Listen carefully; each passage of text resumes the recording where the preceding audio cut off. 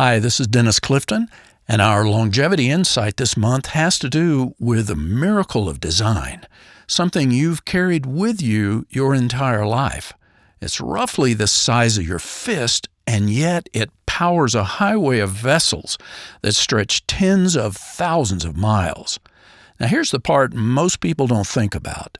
This organ doesn't just respond to your life, it actually remodels itself based on what you do or don't do consistently. Of course, I'm talking about your heart. And since February is officially known as American Heart Month, it seems an appropriate topic to dive into.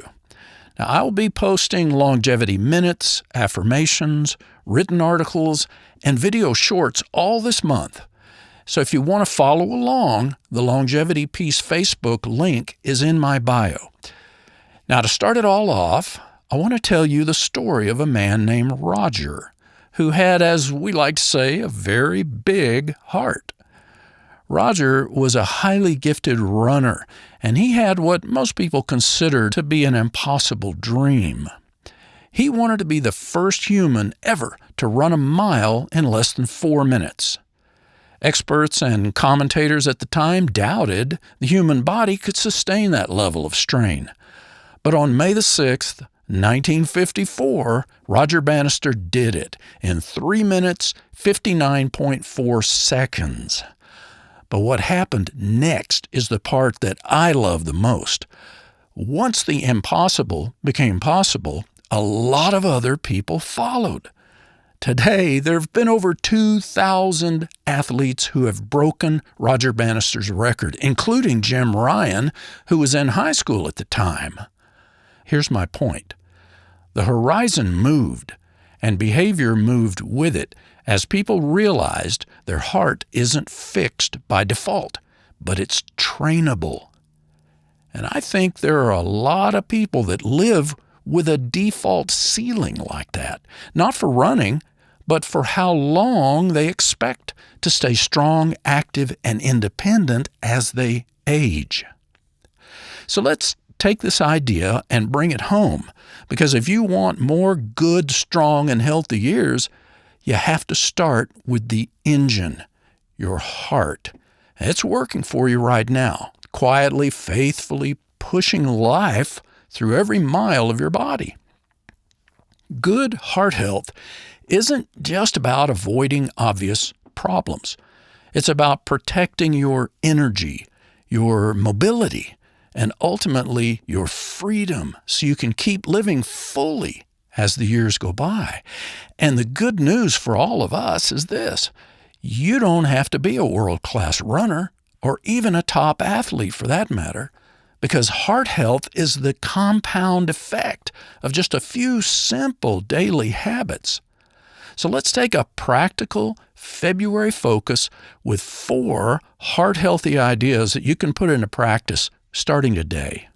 First, move daily. Walking is so underrated. It's simple, it's sustainable, and it supports the whole system: circulation, metabolism, mood. If you want a minimum effective dose of walking, just try 10 or 15 minutes every day. Right after your noon or evening meal, if you can, is even better. Second, keep your strength. Muscle provides critical support for your heart. The stronger your muscles are, the easier it is to move, walking, climbing stairs, carrying groceries, without your system feeling strained. 2 short strength sessions a week can be enough to start. Squats, light dumbbells, even a few push-ups can go a long way to maintaining your strength. Third, protect your sleep and rhythm. Your body does a lot of repair work while you sleep, and it's especially important to be consistent. Better sleep is linked with a steadier system, especially your blood pressure and stress hormones, so your cardiovascular system isn't running in high alert mode all the time. Here's a simple move. Just pick a bedtime you can keep most nights this week, and let your nervous system start trusting that rhythm again. Fourth, manage your stress. because the heart takes cues from your nervous system. And if your nervous system is constantly on alert, your whole body stays more reactive, and the cardiovascular system feels that load. So take a little downshift time at least once a day. Slow down your breathing, set aside some time for prayer or meditation or stillness or a quiet walk outside. Nothing dramatic, just consistent. There's a line from the book of Psalms that feels perfect for this month to me. It says, "Teach us to number our days, that we may apply our hearts unto wisdom."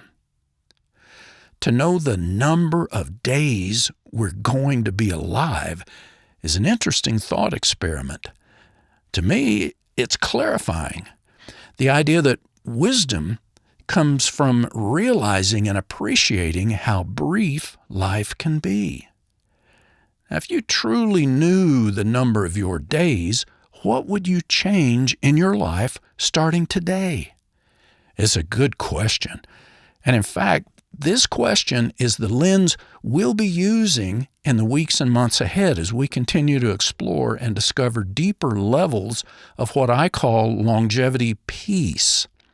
That's the peace of mind that comes from knowing you're doing everything you can to live a long, healthy, and meaningful life. Until next time, this is Dennis Clifton. Thank you for listening.